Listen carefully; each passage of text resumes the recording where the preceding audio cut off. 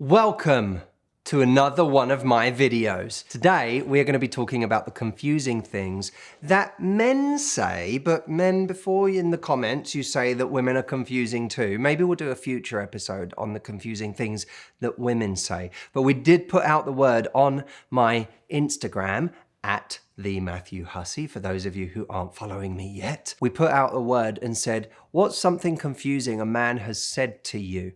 So we're going to read you some of these things today. In fact, the wonderful Audrey is going to read us some of these things, and I am going to be attempting to dissect them, which Lord knows isn't easy. All right, let's go. What's the first one? You're the kind of girl you marry, not the kind of girl you date. Well, it's flattering you, isn't it? Firstly, it's saying there are qualities about you that one would look for in a long-term partner, but it's also kind of I don't know what he said after that, but I feel like I'm not the only one in the room who thinks that that came with some kind of excuse about him not being ready. When you say, you're the kind of person you marry, not the kind of person you date, that to me is a way of saying, and I'm the kind of person who's only willing to date right now, and therefore I can't proceed with you. It might also, if I'm being really honest, be a kind of cue that this person isn't sexually attracted. You have wonderful qualities, but I don't feel that chemistry with you. Otherwise, I'd be trying to jump you right now. Number 2, we have, I like you too much to be with you. I like you too much to be with you. So, I like you too much to be with you. That says to me, I am absolutely 100% going to hurt you. I like you too much to be with you is a way of saying, I'm not really looking for anything serious, so I'm not going to invest in you in any real way, but I do like you. I like you enough that, we should probably keep having sex, but I don't want to go any further than that with you. But it's also, again, notice the pattern here, the flattery. I like you too much to be with you. Notice it's flattery, but it's confusing flattery. If you think about it, it's quite clever because it says, I'm flattering you, I'm dazzling you with a compliment at the same time as telling you that I can't give you any more than I'm giving you right now. So I'm simultaneously piquing your interest and giving you a reason to keep trying with me while excusing myself from trying at all with you.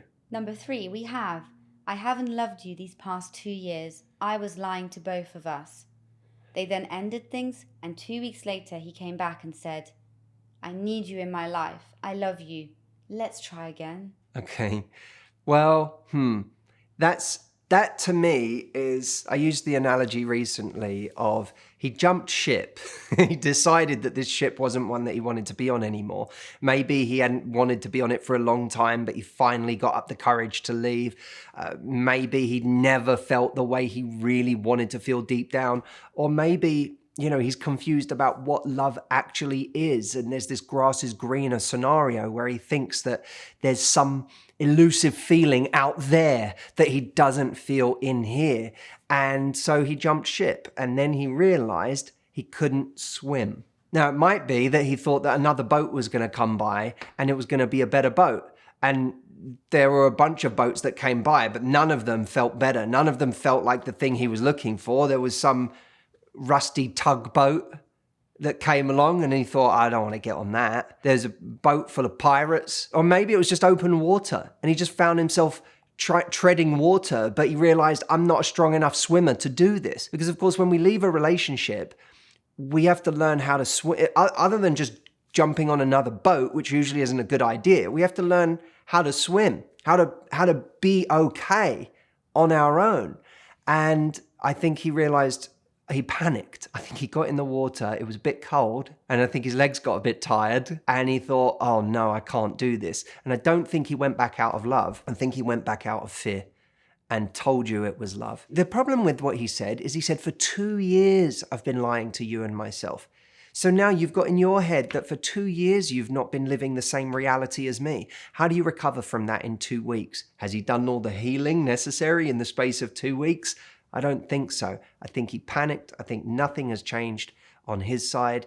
And someone like that, if they are let back in, should be let back in incredibly slowly. Number 4, let's just take it day by day. Let's just take it day by day. Well, look, firstly, that's the sort of thing that sounds completely rational. It sounds like the voice of reason at the very beginning of dating. If someone at the end of a date 2 said, so what are we? You might be justified in saying, let's just take it day by day for now and see where we are in a few dates. We've only been on 2 dates. That would be a reasonable thing to say. But if at the point where you are starting to, there's this sort of expectation that you behave like a girlfriend, and that means seeing them regularly, it means comforting them on bad days, it means coming over on a sick day and bringing this person soup, it means meeting each other's friends or family, it means being involved on a consistent basis in each other's lives. And when you try to ask where this is going, that person says, let's just take it day by day. That is someone who wants you very much to live in the present, because the present is all they can offer you. They are not looking for a relationship, they are looking for an experience. Number 5, we aren't really dating. We're not really dating. We're not? I thought we were dating. We're not really dating. I mean, that means what you and I are doing is we are exchanging messages with the goal of being in the same room at the same time where we can take our clothes off. Dating means it's progressing. Dating means that there's some intention behind this. There's no intention behind, oh God, no, there's no intention behind this. This is just you and me getting to a room where it's appropriate for us to take our clothes off. Number 6, you're too independent. You're too independent. That says to me, I am used to feeling important by being with someone who is in need, whether it's financially, whether it's psychologically, they've got some kind of issue or challenge in their life. And I have some kind of power by what I can give. And that's what makes me feel important. That's what feeds my ego. That's what makes me feel safe and indispensable. And the fact that you have your shit together, the fact that you don't seem to need me, the fact that you have things going on in your life means that I don't have my ego fed in that way. And I don't know how to get my significance from a more nutritional internal source. And therefore, I'm worried that because I have no power over you in the way that I'm used to, I don't have leverage over you in the way that I'm used to, that I am leavable, that I am dispensable. And that makes me feel unsafe. And therefore, the stakes feel too high in this situation. I need to go to a place where I can feel important and powerful again. Number 7, I can't get away with bullshit with you. You're too smart. Firstly, I think it's hilarious that this person has admitted in this sentence that they're a bullshitter in the first place. How low does he think or assume her standards are that she's going to be interested by the end of this sentence, having just expressed that his normal MO is to bullshit people? And it's also a great kind of way of saying you're in control when she's not really in control. It's a way of pandering. Look how smart you are. I can't even get away with my bullshit with you. But it's a way of making her feel like, he's naked in front of her, when in fact, of course, there will be so much more bullshit she doesn't know about. But it's a way of saying, look at you, you've got me all figured out, while over here, I continue to bullshit you. Number 8. I can't give you a title, but I act like your boyfriend. Aren't actions enough for you? We used to say all the time, and I still believe this, watch someone's actions, not their words. If someone treats you really badly all the time but says, I love you, their actions are what matter. You say you love me, but you treat me horribly. That's what matters. But there is an addendum to that. When someone is giving you the treatment you think you want, but their words say something undesirable, especially if that undesirable thing they're saying should hurt their chances of getting a good result with you, you should believe that thing. And what he's said falls into that latter category. He said, I can't give you a title, but I act like your boyfriend. Aren't actions enough for you? This is him playing on the logic that actions mean more than words. But in this case, his words mean everything because his words give away his true intentions. If someone says to you, I don't want to give us a title, well, that might upset you. That might even drive you away. And if I say something that could upset you or drive you away, but I've said it anyway, then that thing is much more likely to be true. That thing is much more likely to be trustworthy because what motive could I have for saying it other than that I feel like I need to? When this person says, I don't want to give us a title, what they're saying is, I want to experience being in a relationship, but I don't want any of the commitment of being in one. And I want to make sure that I can leave this easily at any time because I don't actually want anything with you in the future. At worst, I want to be able to sleep with other people. And I think by not giving us a title, I can still do that.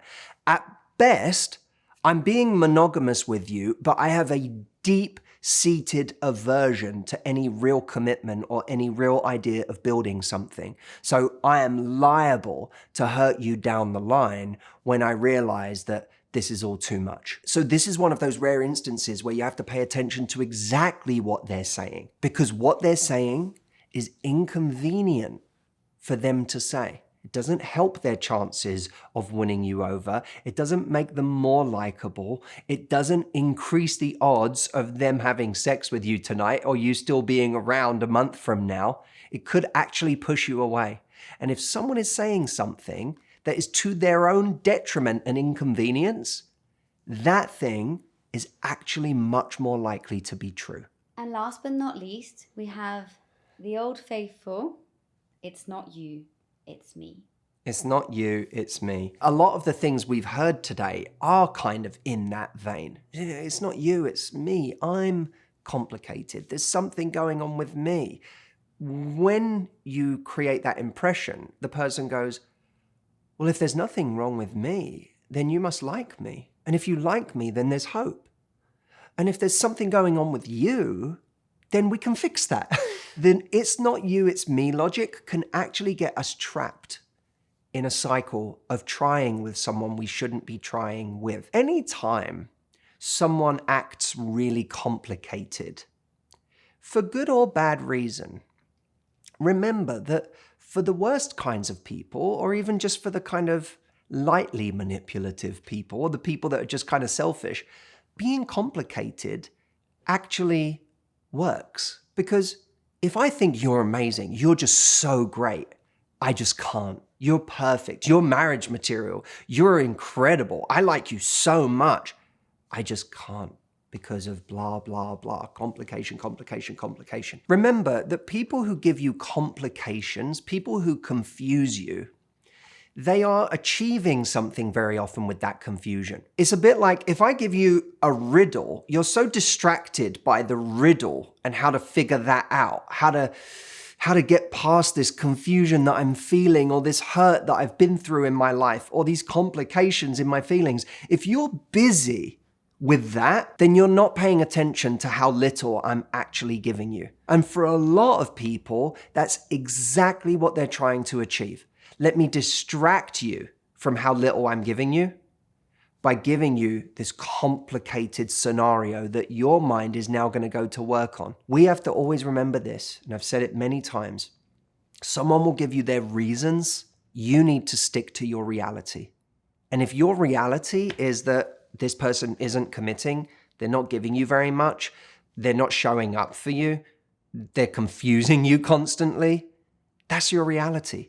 Regardless of whether their reasons for being confusing and complicated are malicious or sympathetic, it doesn't change your reality. Before you go, I have something very cool to tell you about. Some of you know that I have a program called the Momentum Texts. Some of you also know that program is only $7. So on any day of the year, everyone should get this program. But there is a special reason to get it right now.